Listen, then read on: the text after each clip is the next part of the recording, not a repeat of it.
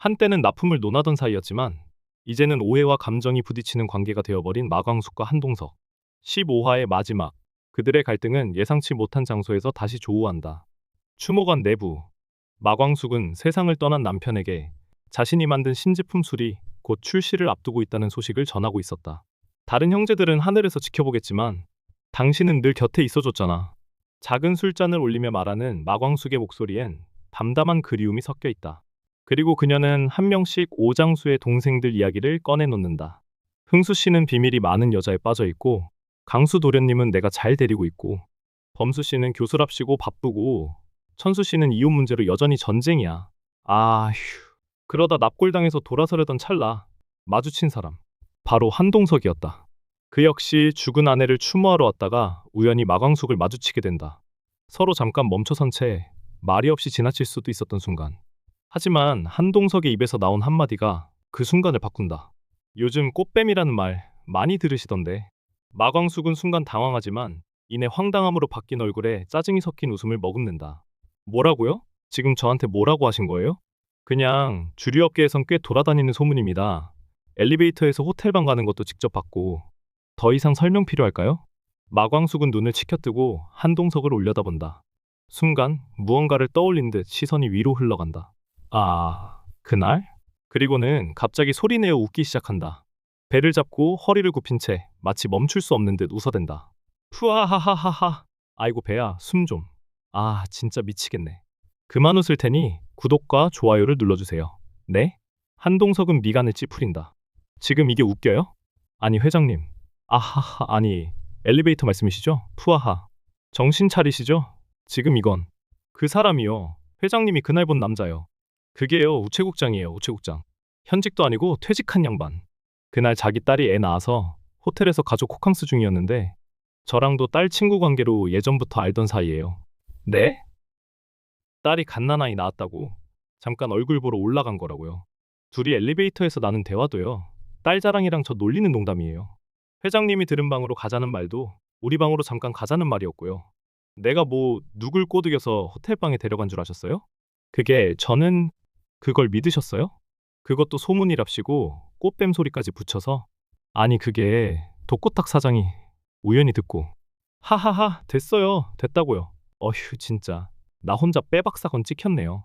한동석은 말문이 막힌 채 마광숙을 바라본다. 그의 얼굴에는 당혹스러움, 미안함, 그리고 부끄러움이 동시에 스친다. 마광숙은 한숨을 쉬며 고개를 젓는다. 나쁜 말 들을 짓을 했다면 내가 욕을 먹겠지만 설명도 듣기 전에 그렇게 판단해버리시면 저야말로 뭐가 됩니까?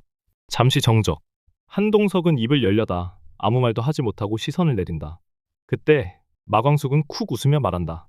근데 한 가지는 고맙네요. 네? 오해라도 이렇게 오랜만에 웃게 만들어줘서요. 요즘 통 웃을 일이 없었거든요. 그녀는 고개를 숙이고 돌아선다. 남편의 납골함 앞에 다시 서서 조용히 말했다. 들으셨죠? 저 억울한 거 다 밝혔어요. 그리고 이제 좀 웃고 살게요. 뒤에서 그 말을 들은 한동석은 한참 동안 그 자리에 서서 말없이 그녀의 등을 바라본다. LX 호텔 회장실 인근 조용한 응접실.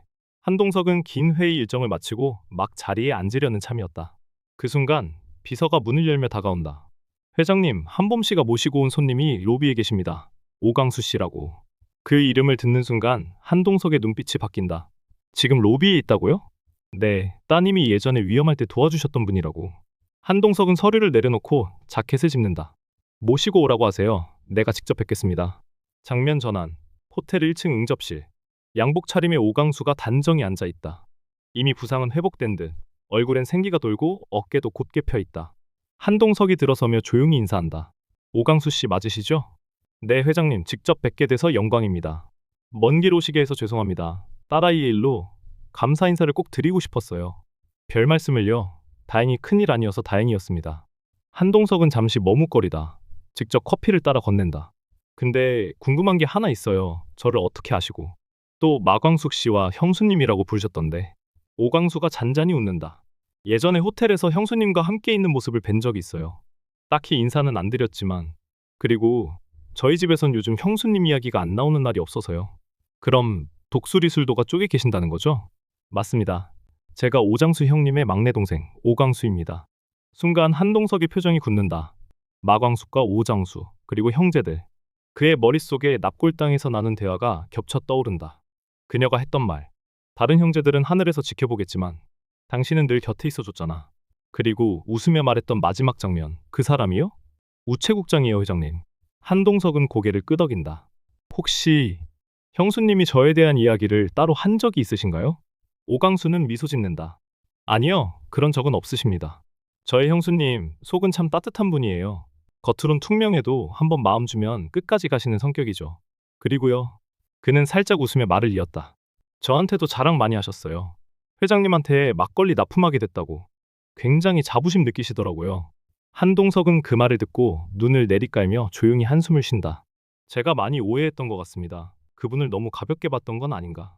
그게 마음에 걸려요. 오강수는 고개를 끄덕이며 말했다. 이렇게 직접 만나서 말씀하신 것만으로도 형수님은 감사해 하실 거예요. LX 호텔 14층 연회실. 페스타 주류 선정 발표를 앞두고 관계자들과 매니저, 주류 담당 소믈리에들이 모두 입장해 있다. 독고탁은 자신만만한 표정으로 테이블 끝에 앉아 있다. 그 앞에는 반짝이는 병의 신제품 증류주, 신라주조 로고가 새겨진 라벨엔 100년 청춘이라는 이름이 새겨져 있다. 그의 옆자리엔 호텔 납품팀 담당 부장이 앉아 무표정하게 고개를 끄덕인다. 이번엔 회장님이 직접 시음하시겠다고 하셔서 저희도 기대가 큽니다. 독고탁은 잔에 술을 따르며 자신 있게 말한다. 이번 제품은 기존 소주보다 도수는 낮지만 향도 깊고 바디감도 뛰어납니다. 식전이나 디저트와도 잘 어울릴 겁니다. 그 순간 연회실 문이 열리며 한동석이 입장한다. 그의 뒤를 따라 소믈리에들이 두 줄로 따라선다. 분위기가 숙연해지고 발표를 앞둔 긴장감이 고조된다. 한동석은 조용히 착석한 뒤 먼저 한 잔을 들어 독고탁의 술을 입에 머금는다.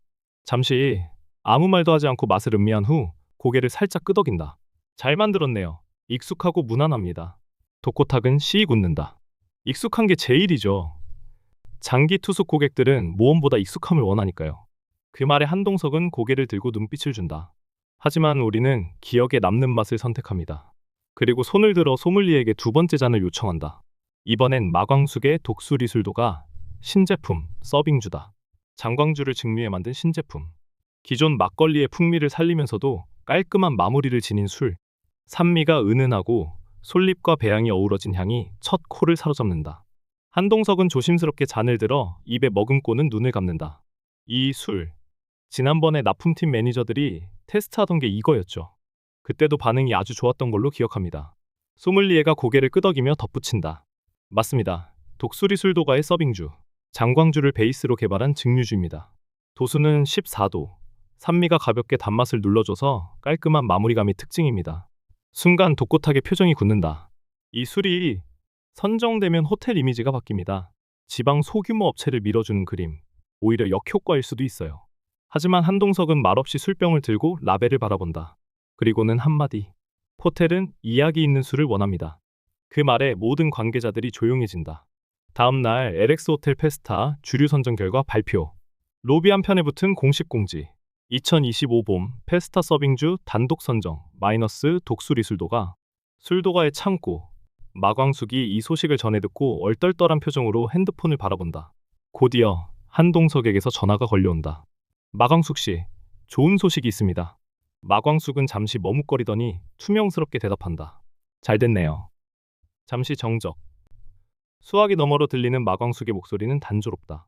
한동석은 당황한 듯 묻는다. 그 말이 전부입니까? 마광숙은 조용히 눈을 내리깔고 전화를 손에 쥔 채 말없이 선다. 그녀의 얼굴엔 씁쓸한 미소가 스쳐간다. 이제 와서 뭘 더 듣고 싶은 거예요. 한동석은 아무 말도 하지 못하고 수화기만 꼭 쥔 채 그 말의 의미를 곱씹는다. 재미있으셨다면 구독과 좋아요 잊지 마세요. 다음 화 미리 보기에서 뵐게요.